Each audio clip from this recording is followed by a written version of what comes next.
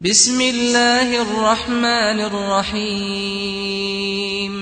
السلام علیکم ناظرین، میں آپ کا میزبان محسن رضا حبیبی قادری آپ کا استقبال کرتا ہوں ہمارے چینل فیضان اولیاء پر۔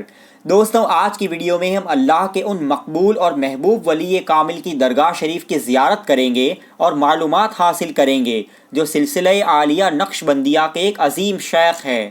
اپنی حیات پاک میں جن سے کئی کرامتیں ظہور میں آئی، جنہوں نے صرف لا الہ کا ایک نعرہ لگا کر ایک ریاکار مولوی کو ہوا سے اٹھا کر نیچے پٹک دیا، ان بزرگ کے بارے میں زیادہ معلومات حاصل کرنے کے لیے آپ اس ویڈیو کو آخر تک ضرور دیکھیں، اور اگر آپ نے ابھی تک ہمارے چینل کو سبسکرائب نہ کیا ہو تو سبسکرائب بھی ضرور کر دیں۔ آئیے ہم اس آستانہ شریف کی زیارت کرتے ہیں۔ جہاں ملتی ہے آتے جاتے، یہ وہ در ہے، یہ وہ در ہے، یہ وہ در ہے کہ جہاں دل نہیں توڑے جاتے، یہ وہ در ہے۔ آپ کا مبارک نام حضرت عبد الحلیم رحمۃ اللہ تعالی علیہ ہیں۔ عرف میں آپ کو حلیم شاہ کہتے ہیں اور آپ کا تخلص حلیم ہے۔ آپ کے والد ماجد کا نام حضرت مولوی عبد القریم بن قائم علی عباسی ہے۔ آپ اللہ کے پیارے حبیب صلی اللہ تعالی علیہ وسلم کے محترم چچا کے بیٹے حضرت عبداللہ ابن عباس رضی اللہ تعالی عنہما کی اولاد پاک میں سے ہیں۔ آپ کی پیدائش مبارک 1251 ہجری میں ہوئی۔ ابتدائی تعلیم آپ نے اپنے والد گرامی سے حاصل کی۔ جوانی کی ابتدا میں آپ شہر امروہہ سے راجستھان کے شہر جے پور میں تشریف لے آئے اور یہاں ایک فوجی محکمے میں نوکری کرنے لگے۔ بچپن ہی سے آپ بڑے ہی شریف طبیعت اور سنجیدہ مزاج تھے۔ جے پور میں آپ کا قیام محلہ مٹھ کا کنواں گھاٹ گیٹ کے پاس رہا۔ وہاں آپ کا ذاتی مکان تھا۔ آپ بہت ہی بھولے اور سادہ مزاج تھے۔ آپ کی سادگی کا اندازہ اس واقعے سے لگائے کہ ایک مرتبہ آپ کے والد گرامی نے آپ سے فرمایا کہ بیٹے، سالن میں ڈالنے کے لیے بازار سے میتھی لے آؤ۔ آپ حکم کی تعمیل کے لیے کھڑے ہوئے اور بڑی ہی جھجک کے ساتھ رک رک کر بولے کہ ابا حضور، میتھی کیسی ہوتی ہے، مجھے اس کا نمونہ دے دیجئے تاکہ میں اس جیسی ہی لے کر آؤں۔ یہ سن کر آپ کے والد گرامی نے بڑے پیار سے فرمایا کہ بیٹے، تو اتنا سادہ ہے، تیرا اس دنیا میں گزارا کیسے ہوگا؟ مگر آپ کے والد گرامی بظاہر یہ نہ جانتے تھے کہ یہ صاحبزادہ آگے چل کر فقر و غنا کا تاجدار بنے گا اور جذب و سلوک میں یکتائے روزگار ہوگا۔ وقت گزرتا گیا اور دھیرے دھیرے آپ کی طبیعت یکسوئی کی طرف مائل ہونے لگی۔ آپ اپنا زیادہ تر وقت ذکر و فکر میں گزارنے لگے اور یہی فکر رہنے لگی کہ معرفت کی دولت کیسے حاصل کی جائے۔ اس کے لیے کوئی رہبر ضروری تھا۔ آپ کی اس حالت اور بے چینی کو دیکھ کر کسی نے آپ کو مشورہ دیا کہ شہر الور میں ایک بزرگ ہے، آپ ان سے ملیے، ممکن ہے کہ آپ کی مراد وہاں پوری ہو جائے۔ یہ سن کر آپ نے فوراً ہی سفر کی تیاری شروع کی اور الور کی جانب روانہ ہو گئے۔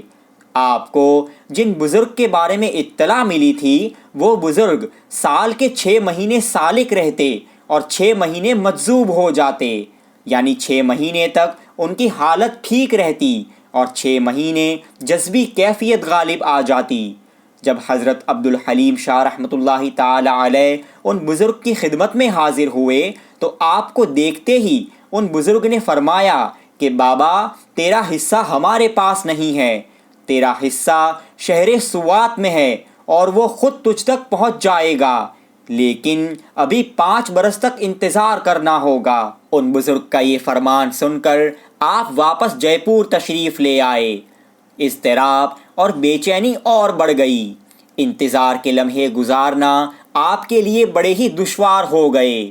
بالآخر انتظار کی گھڑیاں ختم ہوئی۔ آپ جہاں پر نوکری کیا کرتے تھے وہاں پر ایک منشی صاحب تھے جو آپ سے بہت محبت کرتے تھے۔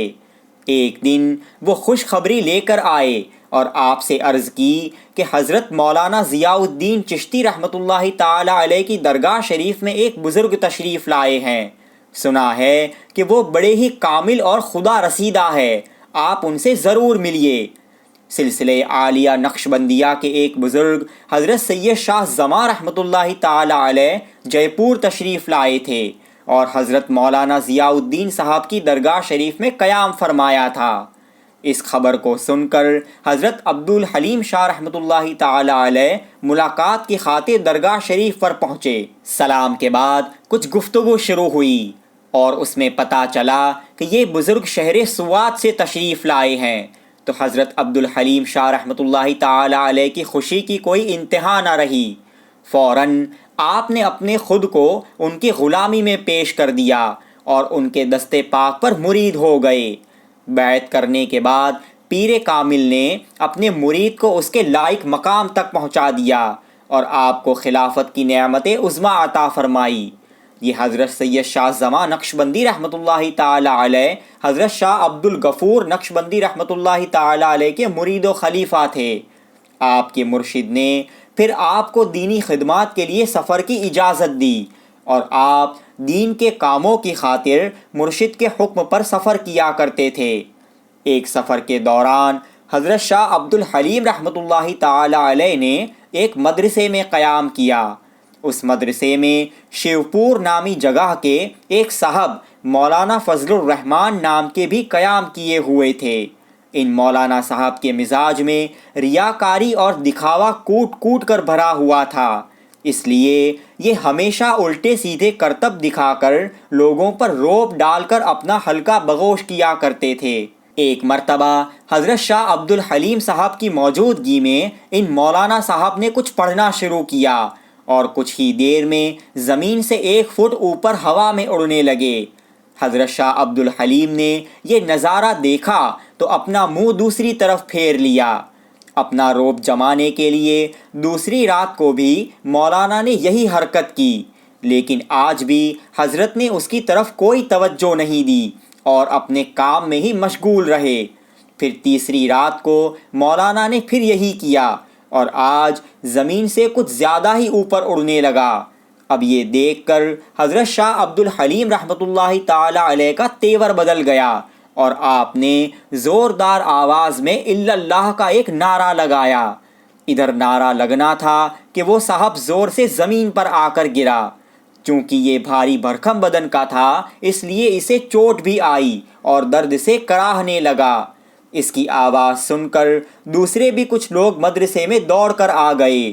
اس کو دیکھا تو یہ رو رو کر اپنی حرکت سے توبہ کر رہا تھا اور اب اس کی عقل ٹھکانے آ چکی تھی۔ حضرت شاہ عبدالحلیم رحمۃ اللہ تعالی علیہ کے مبارک چہرے پر ایک وقار اور وجاہت ظاہر ہوتی تھی۔